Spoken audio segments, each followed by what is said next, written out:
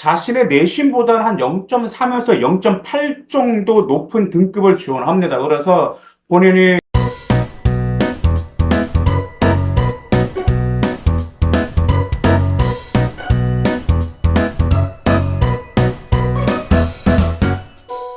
안녕하세요. 맘때입니다. 이제 오늘은 제가 입시 컨설팅을 진행하면서 이제 수시 6장의 조합을 구성하잖아요. 그런데 수시 6장의 조합을 구성할 때 내신 2등급대가 굉장히 애매한 경우가 많기 때문에 내신 2등급대 학생들이 어떠한 점들이 애매하고 그다음에 어떤 전략을 구성할 필요가 있는지 그 점에 대해서 말씀드릴까 해서 이렇게 방송으로 찾아뵙게 되었습니다.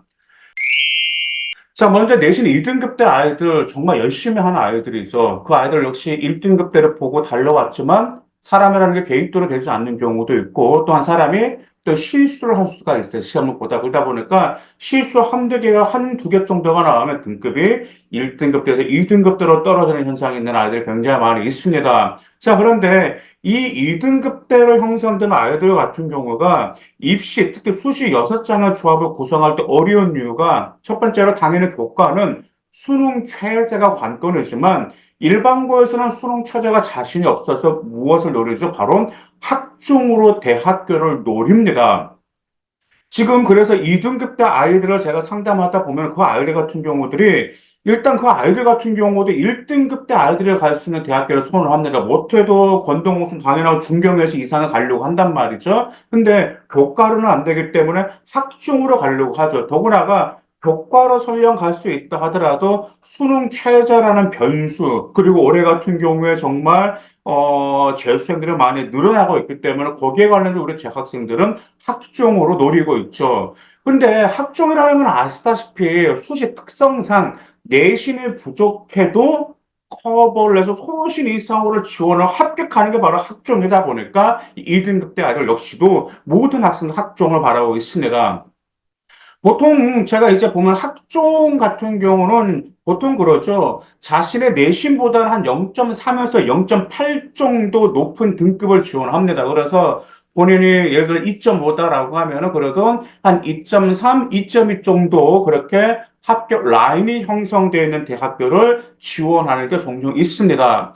그러면 이 점이 우리가 2등급 대 아니라 종종 어려운 점이 무엇이냐면 2등급 대 같은 경우는요, 만약 0.3에서 보통 0.8 정도 높여서 지원한다라고 하면 아이들은 어떤 컷이 되는 거죠? 어떤 1점 후반이라든지 아니면 2점 극초반 정도가 형성된 대학교라는 지원해야 된다는데 이 점이 쉽지가 않다라는 점입니다. 예를 들어서 자 본인의 내신이 2.5라고 가정 한번 해보죠. 2.5라고 하면 그것은 당연히 교과로는 국순세단 라인이 가능하겠죠. 근데 그 2.5 정도가 되면 아이들은 못해도 건동홍수 이상 학종으로 노리게 됩니다. 그렇게 되면 매우 치열한 싸움이 될 수 있다라는 점이죠. 그리고 내신 2등급 대 아이들의 수시 6장의 어려운 것 중에 하나가 대학교를 지원할 수 있는 범위가 한정적이다라는 점입니다. 내신의 3등급 이하라면 대학교를 지원할 수 있는 학교 범위가 넓어요. 더구나가 그 내신 3등급 이하의 아이들 같은 경우는 학종으로 지원해도 그 아이들 같은 경우는 0.5 정도 커버하고 뭐 지원해가지고 면접에서 뒤집고 합격한 학생들이 굉장히 많이 있습니다. 그런데 2등급 때는 못해도 아까 말씀드렸던 것처럼 건동공식 이상은 가고 싶어 하다 보니까 그 이하는 가고 싶지 않거든. 그러다 보니까 그 대학교를 선택할 수 있는 범위가 적다 보니까 수시 6장에 대한 어려움이 있습니다. 자, 물론 예외도 물론 있긴 있어요. 뭐 내신 2등급 대 아이들 같은 경우는 그럼 보통 뭐 학종으로 뭐 우수 상향 학생이 아예 없나? 그건 전혀 그렇지가 않습니다. 뭐 내신 2.7로 한양대 국제학부 합격한 학생도 있었고요. 작년에 내신 3점 중반으로 경희대 자연계를 합격한 케이스도 있어요. 그런데 이제 이런 아이들 같은 경우는 당연히 내신이 아니겠죠. 무엇이 경쟁력이 있었겠죠. 바로 생기부의 경쟁력이 있었던 아이들입니다.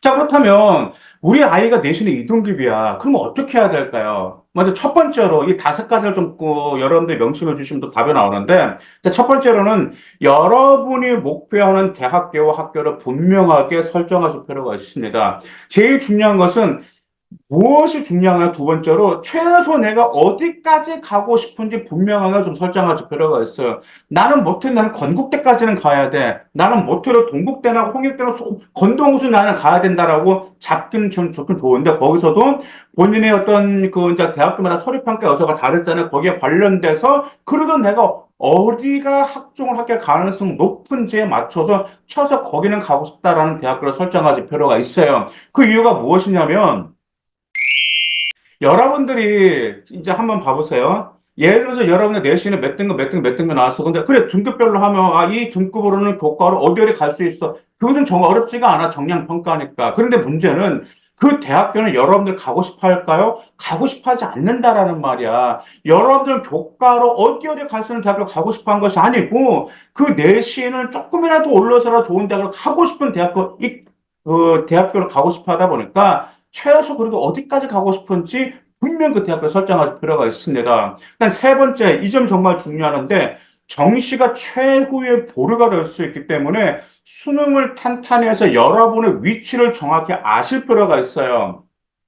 수시라는 것은 아시다시피 정시가 못 가는 대학교를 지원하는 게 수시다라는 말이죠. 설령 정시가 어렵더라도 여러분은 뭐까지 고려하셔야 되냐면 수능 최저도 반드시 충족시킬 계산까지 하셔야 된다는 기억까지 필요가 있습니다. 왜 정시가 최고의 보루가 될 수 있냐?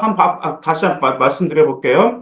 여러분 내신 2.5란 말이야. 2.5면 교과로는 국수대장 갈 수 있는데 여러분의 건동홍수 이상 가고 싶어 한단 말이야. 그러면 여러분들 최소 수능에서 어느 정도가 나오는지를 보실 필요가 있어요. 수능에서 여러분들이 예를 들어서 이제 종종 그런 점들이 있죠. 내가 수능에서 국순세단 라인 이상 갈 수 있다라고 하면 국순세단 갈 수 있다는 그건 당연한 수시로서 뭘 노려야 되는 거죠? 건동원수 이상 노려야 된단 말이에요. 근데 여러분들이 정시에서 국순세단도 아니고 뭐 광명상가 라인이라든지 지방거점 국립대 정도 갈 수만 있는 그 정도가 된다라고 하면 여러분들을 수시로 올릴 수 있는 가능성, 대학교로 올릴 수 있는 것은 가능성을 적어볼 수가 있습니다. 그러다 보니까 여러분들이 수시가 최후의 보루라서 최소 여러분들의 위치를 정확히 알고 올리실 필요가 있다는 기억하실 필요가 있습니다. 일단 네 번째, 수시에서 이제 교과, 학종 이 두 가지 카드만 노리지 말고요. 논술도 고려하시기 바라겠습니다. 먼저 만약에 내신은 3등급 때, 그다음 1등급 때, 그다음 뭐 3, 4등급 때라고 하면 수시 교과하고 학종만 조율 잘하고 수능처럼 충족시키면은 얼마든지 거기에서 정말 목표 대학교로 올릴 수 있는 가능성이 높아요. 그런데 우리 2등급 대 아이들 같은 경우에는 아까 대학교 스펙트럼이 적죠? 그러다 보니까 수시로 교과를 지원하는 것도 한정될 수도 있고 학종도 한정된다는. 근다고 좀 너무 무리하게 지원할 수는 없는 거잖아. 본인의 내신이 2.3이야. 아우 나 그래서 2.3인데 아 그래 그러다 내가 중경에서 지원하고 서장한 지원 한번 해볼까? 그 점이 힘들다라는 말을. 그러다 보니까 뭘 해야 되는 거죠? 논술이란 카드를 여러분들 활용해 보실 필요가 있습니다. 이유가 더구나가 교과 논술에서도 교과나 논술에서 뭘 고려하죠? 수능 최저가 있잖아. 그래서 아까 제가 세 번째 말씀드린 게 정시가 최후의 보루가 될 수 있다라고 말씀을 드리는 겁니다.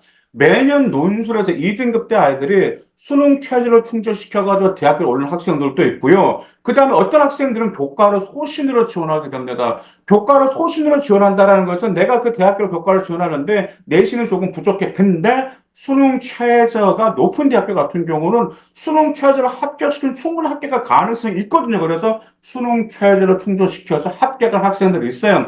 실질적으로 이화여대 미래인재 간호학과로도 정말 내신이 부족한데도 수능 최저 충족시켜가지고 합격한 그런 케이스들이 매년 있었기 때문에 우리 이등급 학생들이 이런 점들도 고려하실 필요가 있습니다. 그다음 또 하나 올해 같은 경우가 무전공으로 선발 확대가 되죠. 지금 오늘 저 뉴스를 보게 되니까 교육부에서 이제 무전공 선발을 이제 본격적으로 확대하겠다라는 게 오늘 뉴스에 나왔는데 그러기 때문에 무전공이라는 카드가 한 장 더 생긴 셈이라는 점이죠. 근데 이 카드가 반드시 여러분은 기회의 카드로 만드실 필요가 있어요. 그런데 이 기회의 카드를 활용한다고 해서 무턱대고 활용하시면 안 되는 거야. 금방 제가 말씀드리는 것을 여러분들이 충족시켰을 때 무전공이라는 카드가 기회의 카드가 되는 거지. 만약 이것이 제대로 충족이 안 됐다라고 하면 무전공이라는 카드는 여러분들 기회도 아니고 그냥 버려지는 카드가 될 수 있다라는 점 꼭 기억해 두시기 바라겠습니다. 감사합니다.